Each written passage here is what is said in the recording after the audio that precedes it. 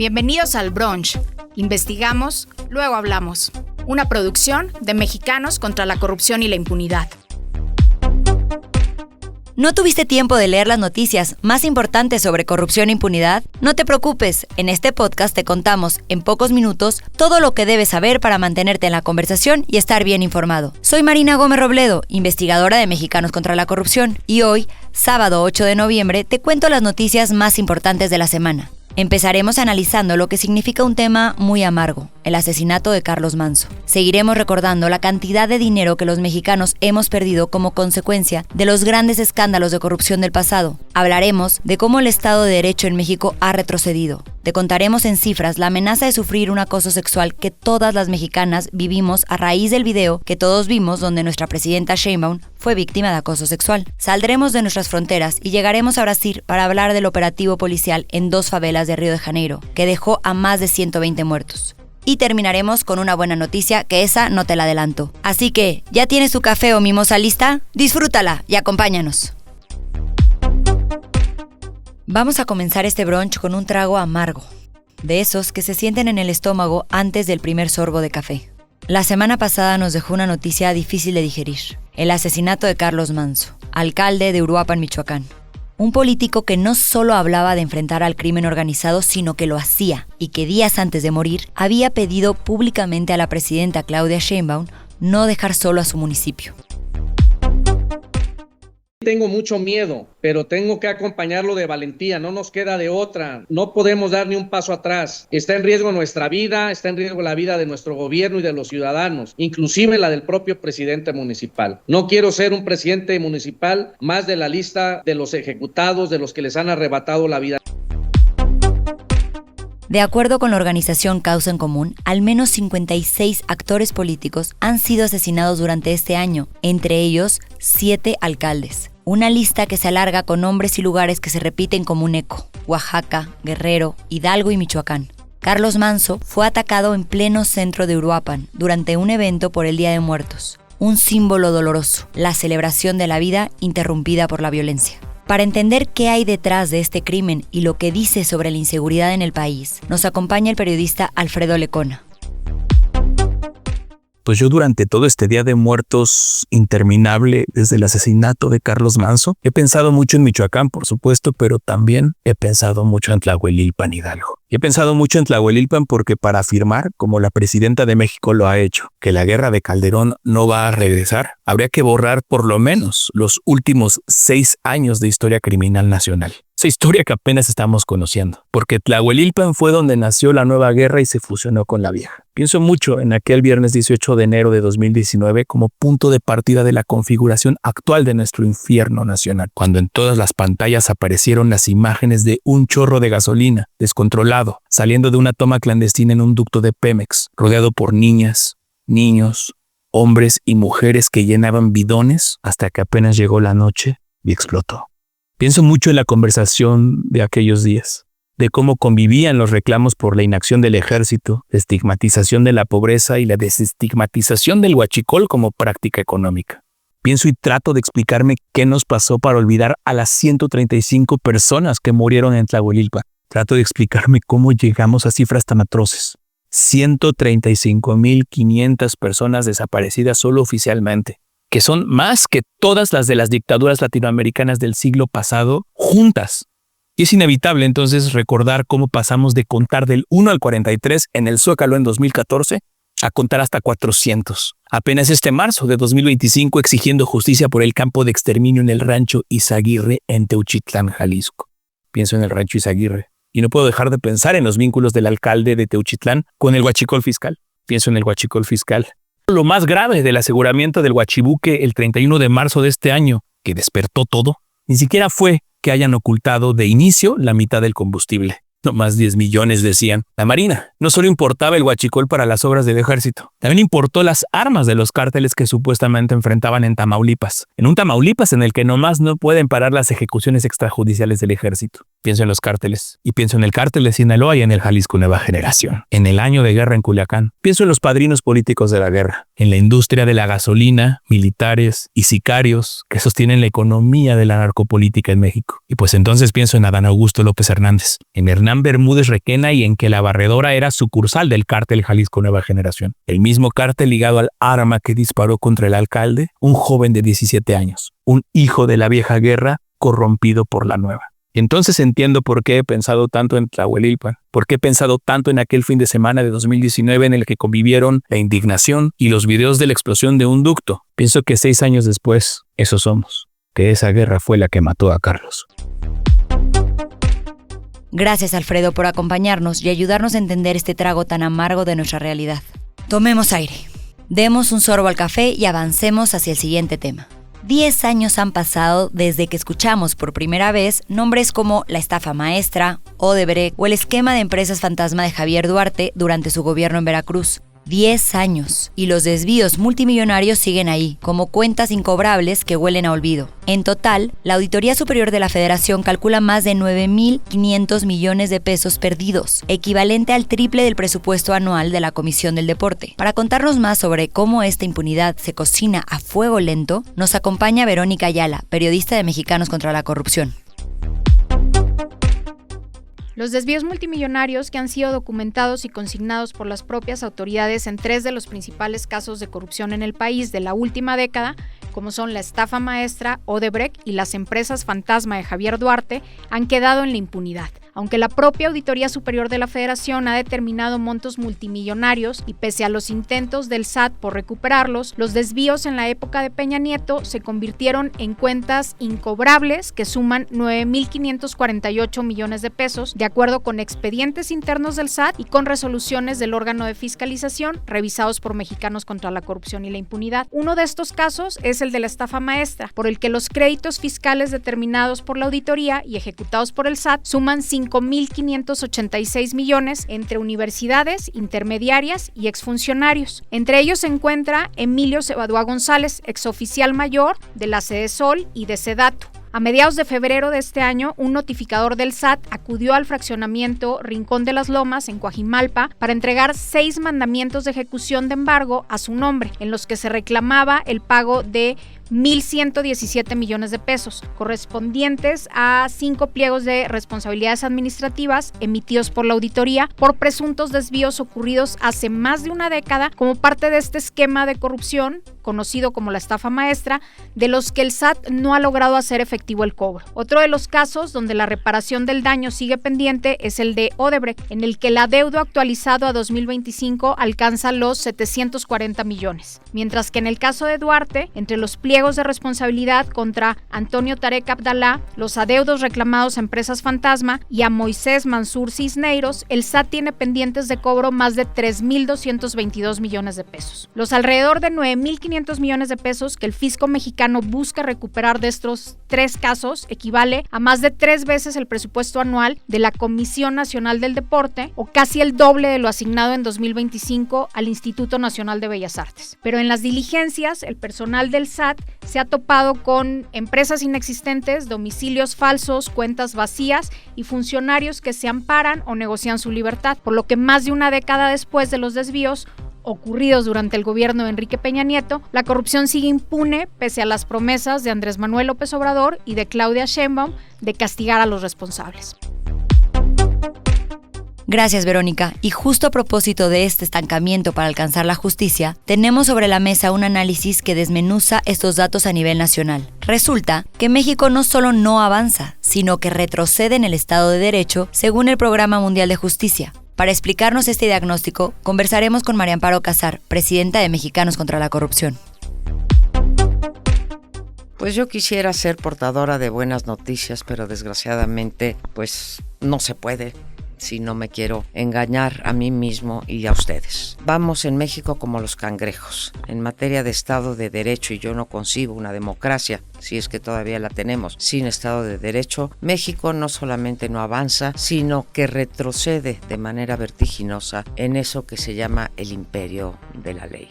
No se trata de lo que decimos o de lo que nos imputan a la denominada derecha carroñera. Se trata de hechos que pintan lo que sucede en nuestro país. habemos muchos mexicanos y mexicanas preocupados por el rumbo que estamos tomando. No es nuestra imaginación, es la realidad que dibuja el último reporte del Programa Mundial de Justicia. Es triste, pero en la última década y particularmente en los últimos 7 años, esto es, desde el 2019, México pierde en cada uno de los indicadores que miden la vigencia del Estado de Derecho. En todos, México aparece reprobado. A veces con una calificación de 4, casi de 5, otras con una calificación que alcanza solo el 2/10. No son indicadores muy sofisticados, son indicadores que tienen una relevancia brutal en nuestra vida cotidiana. Y cuando digo nuestra, quiero decir entre ricos y pobres, entre empresarios y trabajadores, entre hombres y mujeres, entre gobernantes y gobernados. Pongámosle cara a cada uno de esos indicadores. Poder judicial independiente es uno de ellos. Ya no lo tenemos. Está capturado y a las órdenes del Ejecutivo. Poder legislativo, lo mismo. Una mayoría que puede aprobar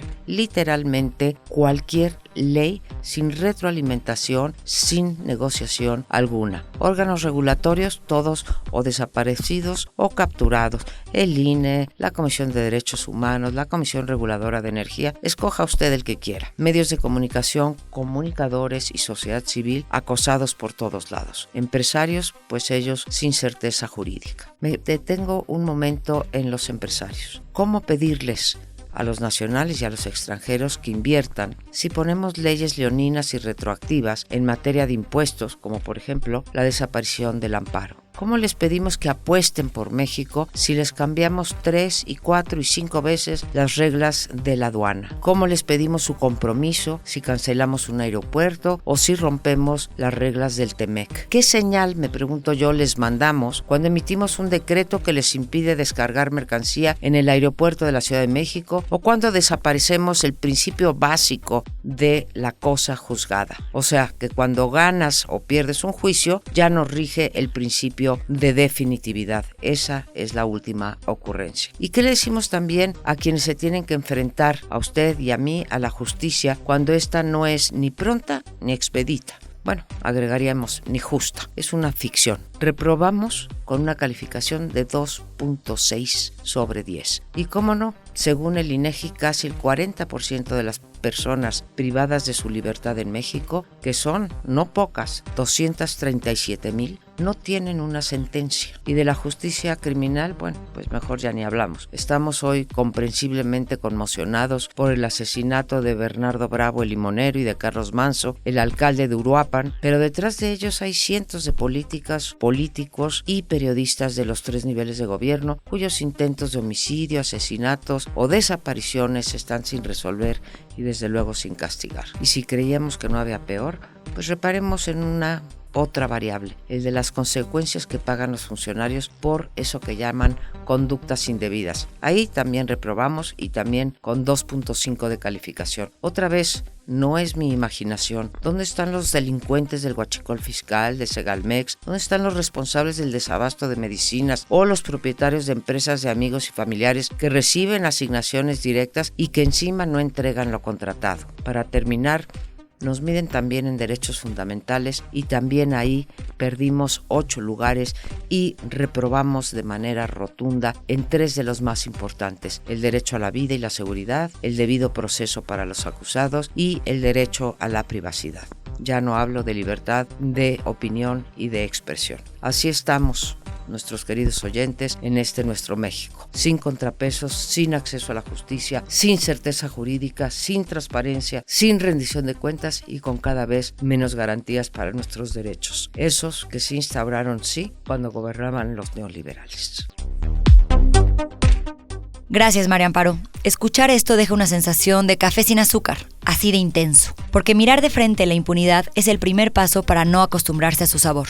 En otros temas, este martes trascendió que la presidenta Claudia Sheinbaum fue víctima de acoso sexual mientras salía de Palacio Nacional. Más allá de lo político, el hecho nos recuerda una cifra alarmante. El 45% de las mujeres mexicanas ha vivido algún tipo de acoso o abuso sexual. Es casi la mitad de todas las mexicanas. Estos datos según el Instituto Nacional de Estadística y Geografía, el INEGI. Y lo más grave, la mayoría no denuncia. Los procesos son largos, revictimizantes y la impunidad una constante. Para hablarnos de la gravedad de este problema y sus raíces, conversamos con la periodista de Mexicanos contra la Corrupción, Valeria Durán.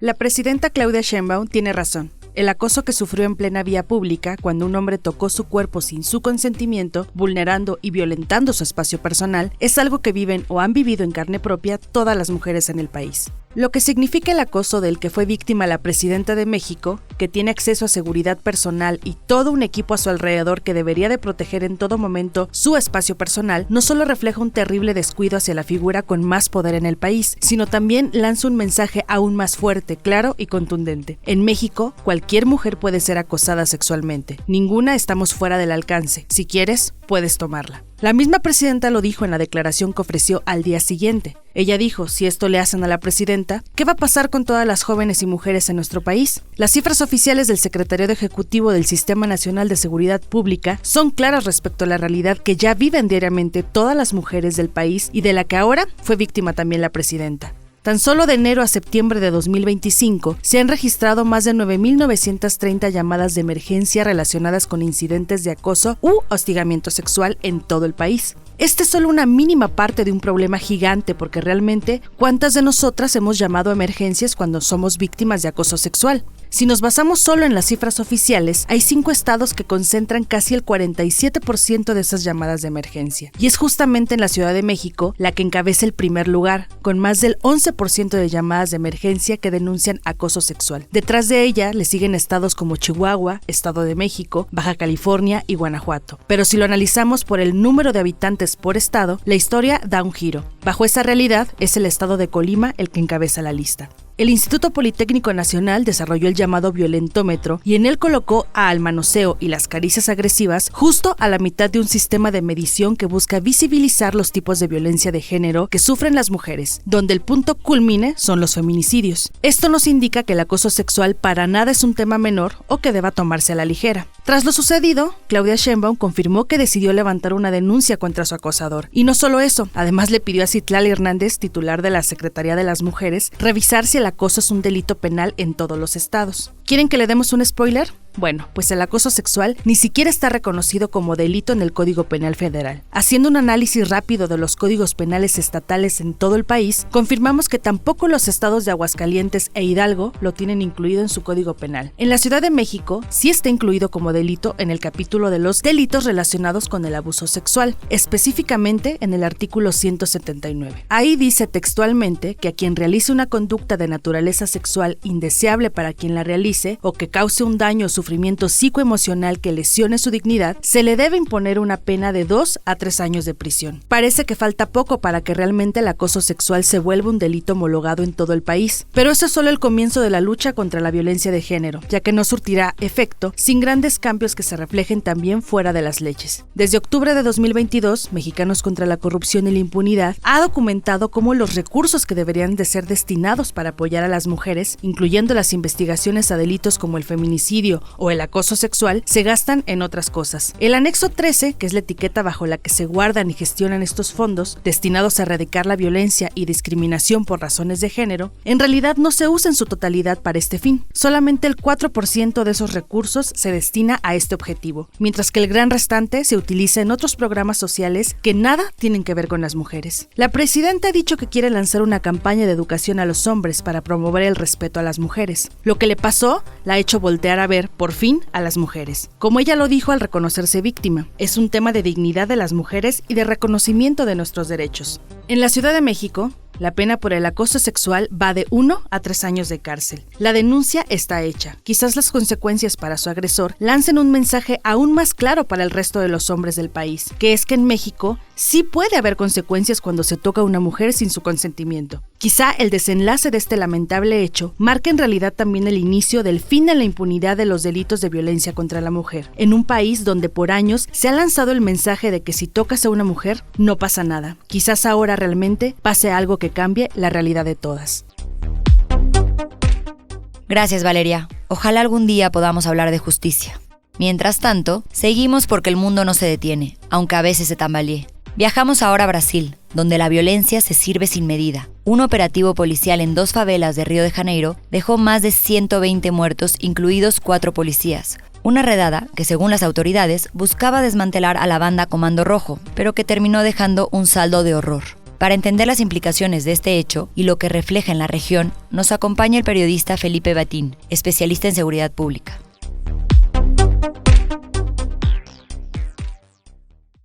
Una verdadera matanza.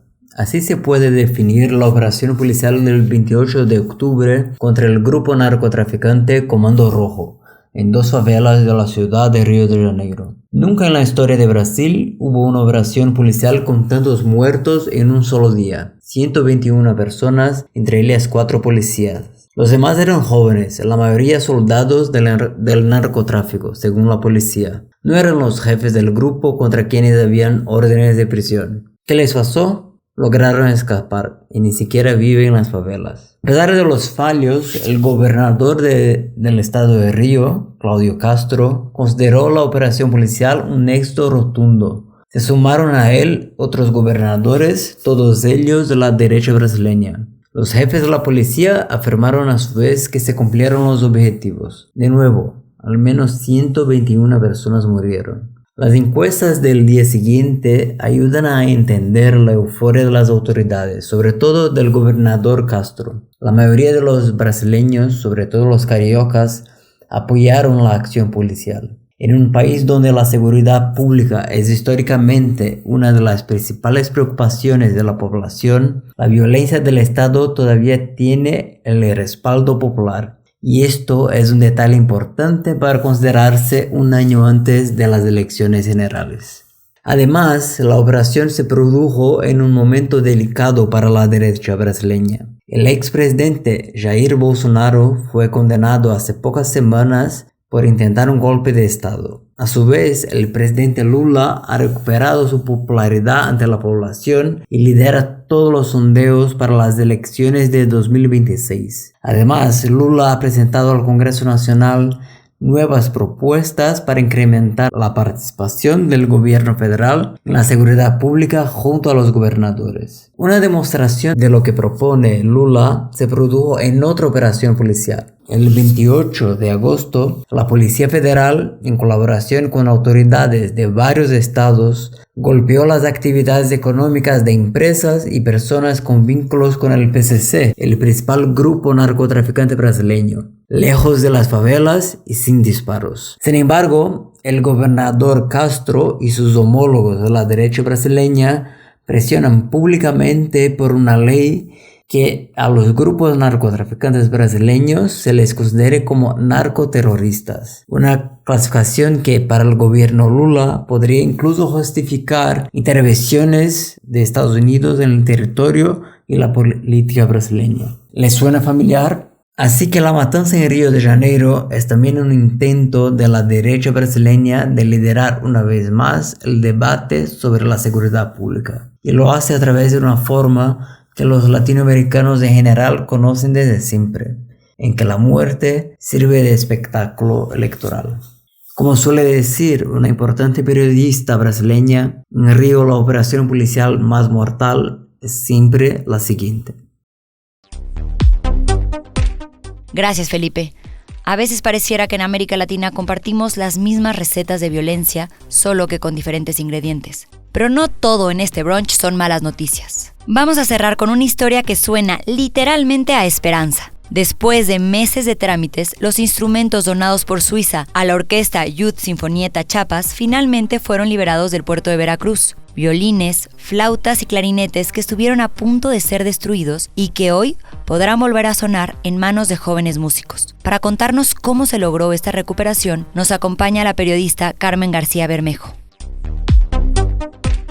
A finales de julio, un lote de 50 instrumentos musicales y 31 atriles llegó a la aduana del puerto de Veracruz. luego de que 3 escuelas de Suiza donaron este acervo para la formación musical de niños y jóvenes en Tuxtla Gutiérrez, Chiapas. Al solicitar su entrega, los marinos que administran la aduana informaron que para sacar el lote debían presentar primero la factura de compra de cada uno de los instrumentos, un certificado fitosanitario y un certificado de autenticidad. De lo contrario, serían destruidos. El personal de la aduana no tomó en cuenta el documento emitido por los directores de las escuelas de Suiza, en el que aclaran que esos instrumentos fueron hechos con las mejores maderas de su país y que se trata de una donación cultural y pedagógica. Desesperado por no lograr sacar de la aduana los violines, flautas, clarinetes y trompetas, y ante la amenaza de su posible destrucción, el compositor y director de la Youth Sinfonietta Chiapas,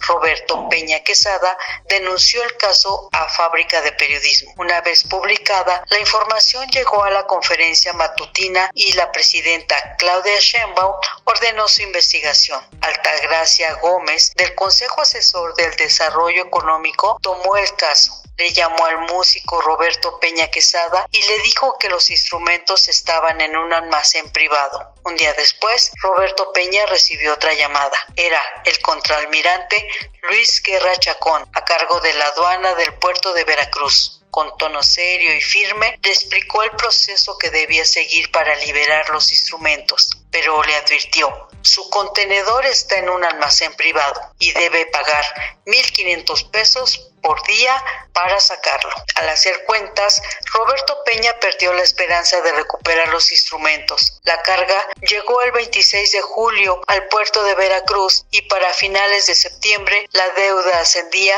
a casi 100,000 pesos. Altagracia Gómez lo puso en contacto con el director del almacén y este le condonó la deuda. Después de hacer los trámites, solicitar un certificado fitosanitario y pagar 24,000 pesos por maniobras y aranceles, el contenedor con violines, clarinetes y flautas finalmente fue liberado de la aduana de Veracruz. El músico Roberto Peña Quesada los recibió el pasado 3 de noviembre en Tuxtla Gutiérrez, Chiapas.